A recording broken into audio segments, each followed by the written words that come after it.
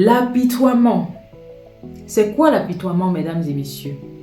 L'apitoiement est le fait de se victimiser tout le temps. La personne qui s'apitoie n'agira pas la plupart du temps d'elle-même parce qu'elle pense que ce sont les autres qui doivent lui tendre la main. Elles ne peuvent s'en sortir d'elles-mêmes parce qu'elles n'en ont pas la capacité ni même encore le pouvoir. Elles vont donc passer la plupart du temps à se plaindre, à en vouloir à la vie, à en vouloir au monde, aux personnes autour d'elles, de ne pas entendre leurs cris de détresse. N'y a-t-il personne pour me venir en aide? C'est ça l'interrogation qu'elles auront dans leur cœur au lieu d'agir. Oublions que l'on dit souvent « aide-toi et le ciel t'aidera ». Ce sont des personnes qui se sont laissées dominer par leur peur, par leur traumatisme, et elles pensent qu'elles ne peuvent plus rien. Il se fait déjà trop tard, et elles ont donc tendance à compter sur autrui pour s'en sortir. Et lorsque les choses ne se passent pas comme elles auraient pu espérer, elles sont la plupart du temps déçues, remplies de rancœur envers autrui. Et c'est comme ça qu'elles n'avanceront jamais. Pourquoi? Parce qu'elles auront non seulement perdu confiance en elles, mais elles auront également cessé d'avoir la foi en Dieu. Elles vivent dans une extrême passivité. Et c'est comme ça que leur vie défile entre leurs mains. J'aimerais donc vous apporter le message venant du Seigneur aujourd'hui, mesdames et messieurs qui passez le temps à vous apitoyer sur votre sort. Savez-vous que le Seigneur ne peut pas venir en aide à la personne qui n'a pas la volonté de s'en sortir? Savez-vous que le Seigneur ne vient en aide qu'à cette personne qui a la volonté de s'en sortir et de devenir une meilleure version d'elle-même? Savez-vous que le Seigneur souhaite vous venir en aide, mais est juste exaspéré par votre passivité, du fait de croire que votre victoire dépend des autres? Savez-vous que le Seigneur voit votre souffrance depuis longtemps et qu'il est juste fatigué que vous n'agissiez jamais? Depuis que vous criez, vous n'agissez pas. Regardez bien dans la Bible. Lorsque Jésus fait des miracles, lorsqu'il fait des miracles, quel que soit le miracle, il ne vole qu'au secours des personnes qui ont longtemps essayé sans succès. Aux personnes qui ont la volonté de s'en sortir et qui ont déjà effectué au moins 90% de la bataille. Car ce sont des personnes qui ne vivent plus selon leurs circonstances, ni même selon leurs conditions physiques, car elles ont dans leur cœur une lueur d'espoir. Elles ne se sont pas laissées emporter par les combats du quotidien.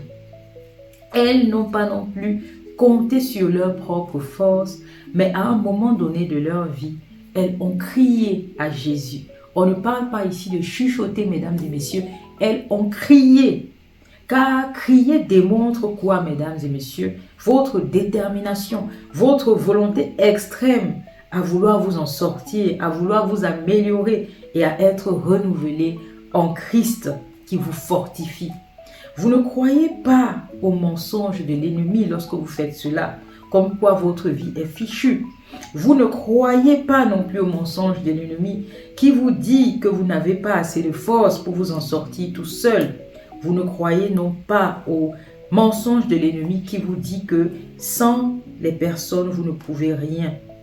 Parce que vous pouvez toutes choses, mesdames et messieurs, grâce à Jésus-Christ qui vous fortifie. Le Seigneur aime cette personne qui n'abandonne jamais et qui savent rester optimistes, même lorsque les circonstances semblent être en leur défaveur. Oui, le Seigneur, il aime ce genre de personne, il aime ce genre de détermination, il aime ce genre de courage. Le Seigneur aime cette personne qui garde le courage et ne cesse jamais d'essayer dans l'espoir d'un avenir meilleur. Car sachez, au bout de l'effort, mesdames et messieurs, il y aura toujours une récompense, car le Seigneur adore bénir l'œuvre de nos mains. C'est très important de le savoir. Le Seigneur adore bénir l'œuvre de nos mains. Regardez un peu cette scène. Lorsque Jésus prêchait pour cette foule de 4000 personnes qui étaient venues pour écouter sa parole, pour écouter ses enseignements. Au bout de 3 jours, ces personnes n'avaient plus rien à manger et il ne voulait pas renvoyer la foule parce qu'il savait que s'il renvoyait cette foule, des milliers de personnes allaient s'écrouler en chemin parce qu'elles étaient faibles. Elles avaient choisi de venir suivre ses enseignements. Donc, elles avaient fait l'effort, la volonté de vouloir changer de vie, changer de mode de vie, devenir des personnes meilleures. Elles ont suivi Jésus, elles ont oublié leur faim pour avoir la victoire en lui. Et qu'est-ce que Jésus-Christ a fait au bout de ces 3 jours? Il a demandé si une personne avait ramené de la nourriture. Il y avait un petit garçon qui avait ramené, je pense, 2 pains et 5 poissons. Qu'est-ce qu'il a fait? Il a multiplié cela. Et les personnes avaient à manger en abondance. Ils ont mangé de telle sorte qu'il en restait encore presque 12 paniers. Il en restait. Pour vous dire que le Seigneur aime ces personnes-là qui ont le courage, la détermination de changer de vie. Les personnes qui n'ont pas la passivité, ces personnes qui ont la rage de devenir de personnes meilleures, qui ont la rage d'abandonner leur ancienne vie et qui ne s'apitoient pas, mais qui prennent courage pour s'en sortir. Le Seigneur bénit l'œuvre des mains de ces personnes. Il vous donne en abondance et vous n'aurez jamais à manquer dans votre vie. Parce qu'il soutient ce genre d'action. Il aime les personnes qui ont cette foi. Il sait qu'il ne nous a pas donné un esprit de faiblesse, mesdames et messieurs. Mais il nous a remplis de sa force, de son autorité, de telle sorte que si on prend conscience de cela, c'est même dans nos faiblesses que nous deviendrons plus forts et plus puissants. Parce que nous n'oublierons jamais que nous vivons par sa grâce. Et que si nous sommes encore en vie, le Seigneur a pour nous des projets de bonheur et non de malheur pour nous donner de l'avenir et plein d'espérance. N'oubliez jamais cela, mesdames et messieurs. Le Seigneur aime ça. Il aime les personnes déterminées, les personnes qui ne lâchent rien, qui ne s'apitoient pas et qui prennent courage et qui se renouvellent en lui parce qu'il nous a donné cette capacité. Pourquoi vous croyez encore au mensonge de l'ennemi, du fait que vous ne pouvez rien sans les autres et que vous n'avez pas assez de force pour vous en sortir? Voyez vous-même ces personnes qui sont restées 3 jours sans manger parce qu'elles suivaient les enseignements de Jésus-Christ. Elles avaient cette force-là de vouloir changer de vie. Elles étaient déterminées et elles n'ont pas regardé à leur faiblesse. Elles n'ont pas regardé à leur famine. Elles n'ont pas regardé au fait qu'elles n'avaient pas à manger parce qu'elles savaient qu'elles devaient renouveler leur force en Jésus-Christ qui les a fortifiées au bout de l'effort. Il a multiplié les pains et les poissons et ces personnes ont eu en abondance. Et c'est ça qu'il aimerait faire dans votre vie. Cesse donc d'attendre des autres, quelle que soit ta situation, quel que soit ton passé, quelles que soient tes difficultés, et cesse d'en vouloir à autrui et de traiter les autres d'égoïstes alors que toi-même tu vis en tant qu'un égoïste.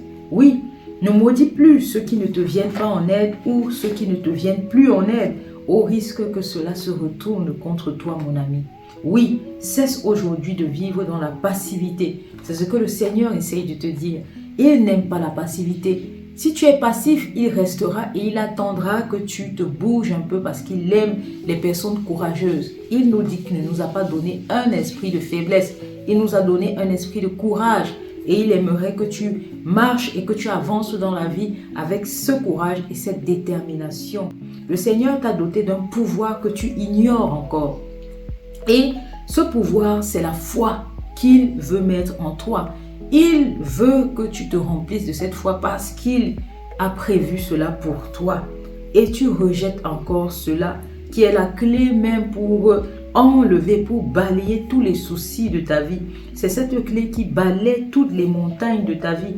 Oui, grâce à la foi, tu peux marcher sur les scorpions et les vipères et les serpents. Tu peux déplacer des montagnes, tu peux chasser des démons et tu peux détacher les lions de l'ennemi qui t'encerclent encore aujourd'hui.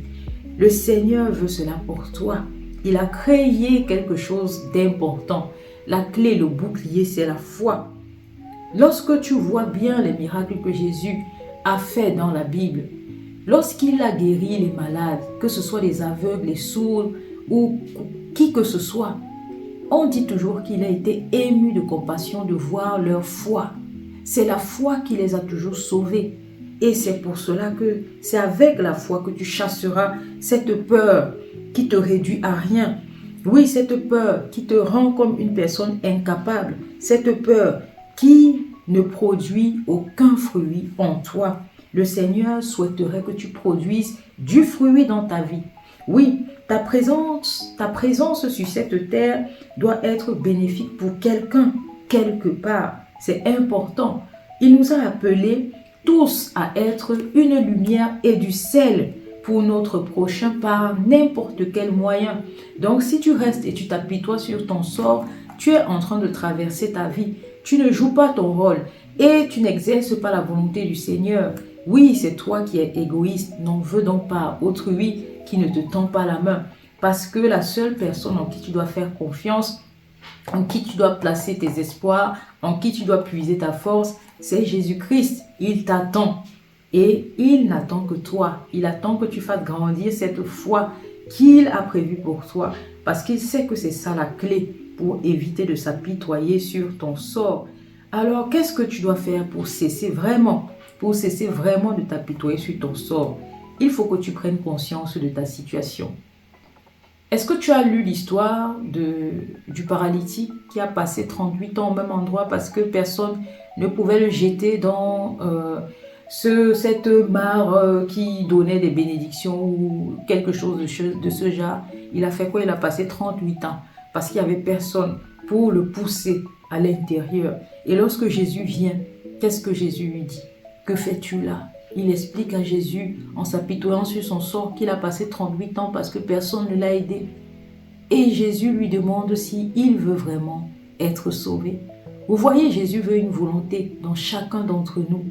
Et c'est de là que Jésus lui demande de prendre son lit ou sa natte et de s'en aller.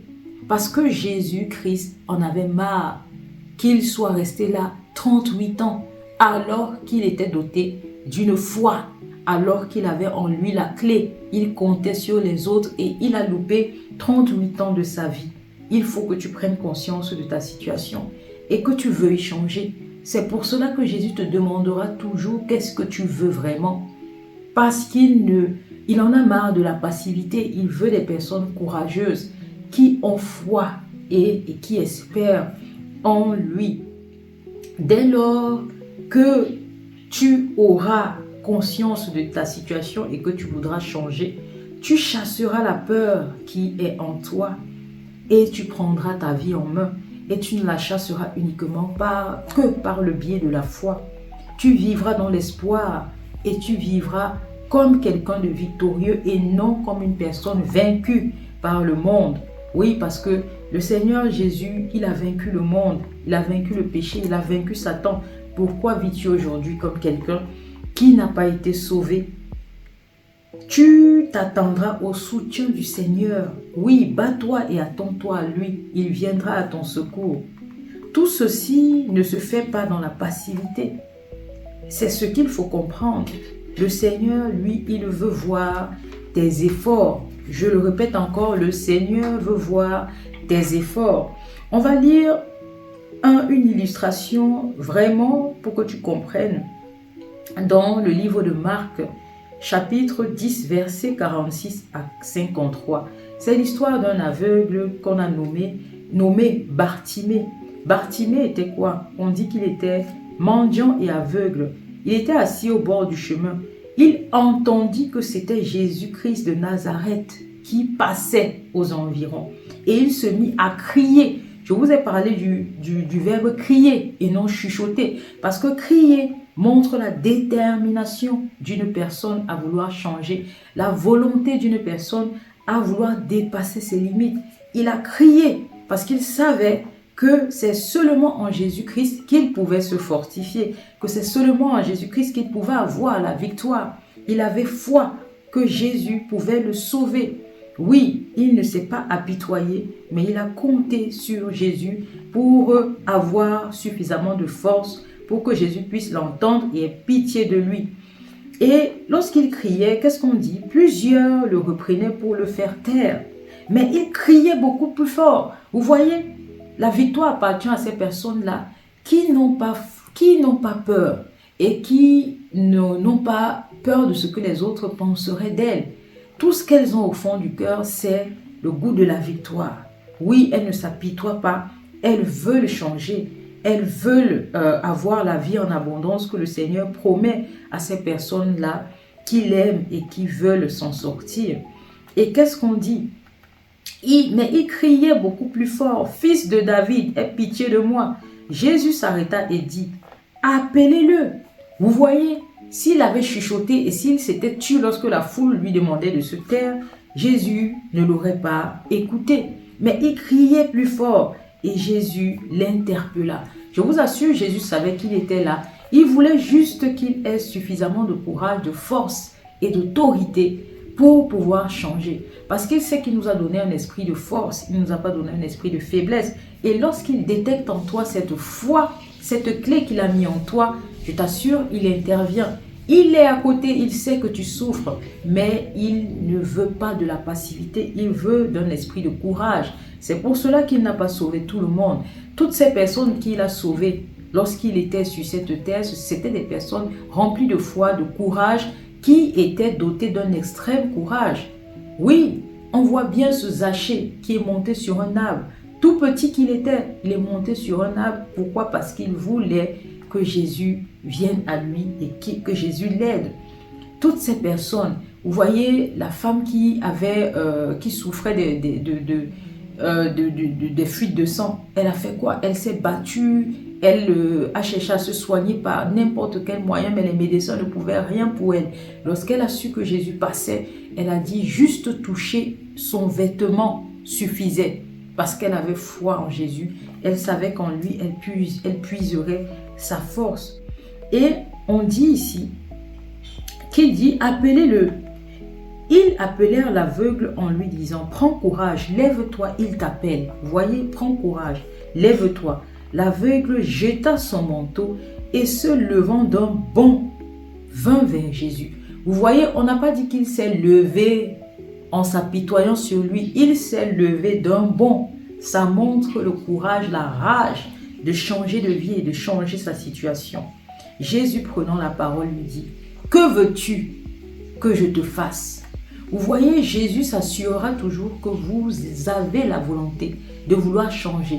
Il s'assurera toujours que vous avez la foi et que vous voulez vraiment changer de vie, que vous comptez sur lui et non sur les autres. Et qu'est-ce que l'aveugle lui dit? Il lui répondit, que je recouvre la vue. Vous voyez, il avait pris conscience de sa situation. C'est pour cela que je vous dis que pour pouvoir changer, pour vouloir changer, il faut avoir pris conscience de cette situation qui vous handicape. Quelle est donc cette situation dans votre vie qui vous handicape? Qu'est-ce qui fait en sorte que vous n'arriviez pas à avancer? Prenez donc conscience de cela et travaillez dur, demandez de l'aide à Jésus et il va vous sauver parce que vous savez même déjà identifier ce qui ne va pas dans votre vie. Bartimée savait qu'en recouvrant la vue, il prenait son destin en main. Il a donc demandé avec assurance à Jésus-Christ qui lui demandait « Que veux-tu que je fasse ?» Il lui a dit avec assurance qu'il voulait recouvrer sa vue. Qu'est-ce que Jésus lui dit? « Va, ta foi t'a sauvé. » Aussitôt, il recouvra la vue et suivit Jésus dans le chemin. Vous voyez, Jésus aime ce type de courage. Et il vous demandera toujours ce qu'il doit faire pour que vous sachiez que ce n'est pas à lui de tout faire dans votre vie. Il viendra lorsque vous aurez pris conscience que vous voulez vraiment changer, que vous ne voulez plus compter sur les autres, que vous ne voulez plus vous apitoyer sur vous-même, parce qu'il vous a donné un esprit de force et non de faiblesse. Il vous a donné suffisamment de courage. Il veut que vous preniez conscience qu'il a mis au fond de vous cette foi qui doit grandir parce que c'est elle la clé d'un avenir meilleur. Et je vais terminer par mon histoire parce que c'est bien beau de lire les histoires de la Bible, mais si je vous explique par ma propre histoire, vous allez comprendre à quel point Jésus aime les personnes courageuses et ne cesse de bénir ces personnes-là qui veulent vraiment s'en sortir. Je vais vous raconter ma petite histoire. Lorsque j'étais étudiante, vous voyez, à un moment donné, mes parents se sont séparés. Mon père prenait soin de nous, il nous payait les études. Je vivais à l'étranger avec ma grande sœur. Chacune était dans une ville différente. Et à ce moment-là, les parents se séparaient. Et mon père étant à cette époque-là de la vie suffisamment orgueilleux, m'avait appelé pour me dire que je me sépare de ta maman et je ne voudrais plus aujourd'hui que tu aies un contact avec elle. Tu dois l'oublier, sinon je te couperai les vivres. Il savait que n'importe quel enfant dans ma situation aurait accepté parce que j'aurais eu peur de manquer. Je me serais dit, je suis dans un pays étranger, je n'ai personne, comment je vais faire pour vivre? J'aurais accepté et j'aurais renié ma mère qui a souffert pour me mettre au monde. Qu'est-ce que j'ai donc dit à mon père? Je lui ai dit tout simplement que je ne pourrais rentrer dans ce jeu parce que je sais que dans la vie, j'ai deux parents biologiques, j'ai mon père biologique, j'ai ma mère biologique, je ne peux pas abandonner les deux. C'est impossible pour moi, j'ai besoin de ma mère comme j'ai besoin de mon père. Et qu'est-ce qu'il a fait? Il a décidé de me couper les vivres. J'étais en 2e année universitaire et toute personne dans ma situation aurait soit accepté de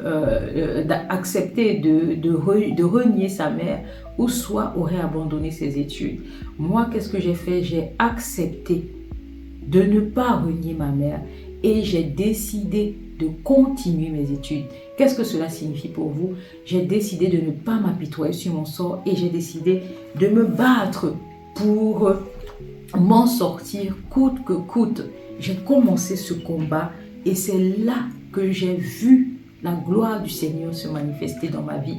Et jusqu'aujourd'hui, je remercie mon Père pour cette action qu'il avait commise à cette époque-là. Il pensait que ça devait me nuire, mais cela m'a élevé, cela m'a éduqué, cela m'a transformé. Cela m'a permis de comprendre que j'étais une personne victorieuse en Jésus-Christ, que j'étais une personne forte par le Seigneur.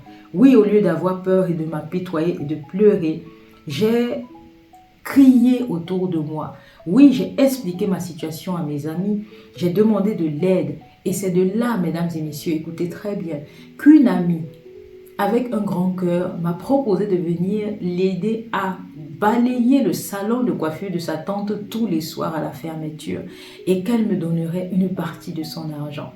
Et vous savez quoi, mes amis, ce n'était rien du tout. Ça ne pouvait même pas payer mon loyer, c'était 30 €. J'ai accepté ça avec bon cœur et tous les soirs, sans faute, je suis allée balayer le salon de coiffure avec cette amie qui me remettait à la fin de chaque mois 30 €.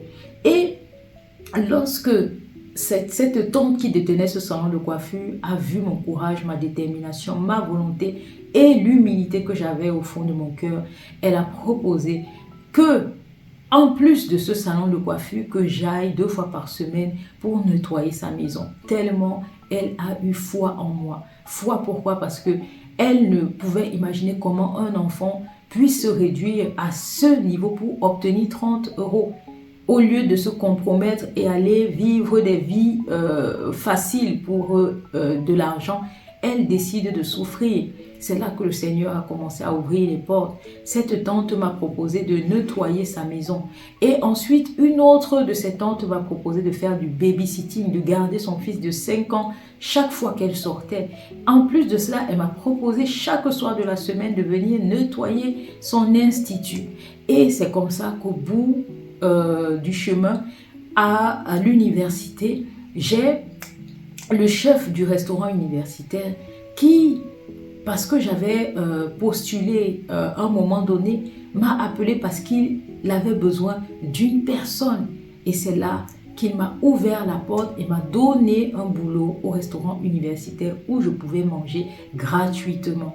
Vous voyez, le Seigneur avait décidé de m'ouvrir les portes parce que j'ai décidé de me battre. J'ai décidé de ne pas m'apitoyer sur mon sort. J'ai décidé de ne pas abandonner. Et il y avait beaucoup d'étudiants à l'époque qui étaient dans des situations plus valorisantes que moi, qui avaient même des bourses et qui abandonnaient. Mais moi, malgré tout ça, j'ai décidé de me battre, de ne pas pleurer, de ne même pas appeler les personnes de ma famille, de ne même pas me plaindre auprès de qui que ce soit. J'ai décidé de prendre ma vie en main, de ne pas abandonner mes études et de prouver à mon Père que je peux et je suis capable grâce au Seigneur qui m'a fortifié à cet instant. Et il m'a ouvert les portes, il a aplani mes sentiers et j'ai créé une relation solide avec le Seigneur. Et c'est là que j'ai remarqué sa sainte présence. J'ai remarqué que lorsque j'étais faible, j'étais plus forte parce qu'il était mon soutien. Il était un allié pour ma vie et il me l'a fait comprendre. Bien sûr, il y avait des moments de solitude. Bien sûr, il y avait des moments difficiles. Mais au sortir de ces épreuves, le Seigneur avait réussi à affermir ma foi. Il avait réussi à me faire comprendre que je pouvais compter sur lui en tout temps, à tout moment. Et qu'il aimait ces personnes-là déterminées, qui n'abandonnaient pas et qui ne se compromettaient pas, qui décidaient de faire des choses justes. À ces personnes-là, il donne tout. Oui, il me donnait tout. Tout ce que je demandais, le Seigneur me l'accordait. Pourquoi? Parce que j'avais décidé de vivre dans l'intégrité, dans la justice et j'avais décidé de m'humilier. Et c'est ces personnes, c'est ce type de personnes que le Seigneur aide à tout bout de chemin. Il vous ouvre les voies, il vous soutient et il vous défend. Oui, il vous défend, il vous protège tel un papa qui prend soin de ses enfants. Oui, il avait décidé. Dès lors que mon père biologique m'a dit « Je ne m'occupe plus de toi », le Seigneur m'a pris sous ses ailes. Il m'a dit « Ne t'inquiète de rien, je suis ton père et je vais m'occuper de toi. » Et il s'est occupé de moi. Les gens voyaient en moi une personne courageuse, audacieuse. Pourtant, c'était le Seigneur qui, depuis lors que j'avais choisi le chemin le plus juste et que je m'étais éloignée de la corruption, de la méchanceté, j'avais préféré m'humilier. Le Seigneur m'a récompensé. Le Seigneur a été pour moi un père, oui, jusqu'à aujourd'hui, parce que j'avais suivi sa voie. Oui, il est devenu mon soutien et par la suite, j'ai été un soutien pour ma propre famille.